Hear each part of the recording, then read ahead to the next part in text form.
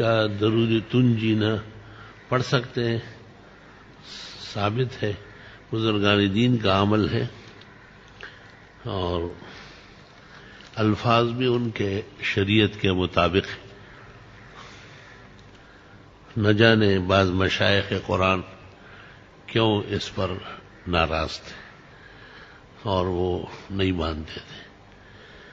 اہل حق بزرگ اکثر درود تنجینا یا درود دعائے جمیلہ یا درود لکھی یہ تمام پڑھتے ہیں اور اوراد میں شامل ہیں۔ ہمارے نزدیک اس میں دو قاعدے ہوتے ہیں۔ ایک قاعدہ یہ کہ درود ماسورہ کے حکم میں ہو، جس میں اللہ سے طلب ہوتی ہے، یا رب صلی وسلم علیہ صلی اللہ علیہ وسلم اللہم صلی وسلم، یہ ماسورہ کے حکم میں ہے۔ جیسے الصلاۃ والسلام علیک یا رسول اللہ، یہ ماسورہ سے خارج ہے، اس طرح الفاظ شریعت میں مروی نہیں، لہذا وہ درود کا اور سلام کا قائم مقام نہیں ہوگا۔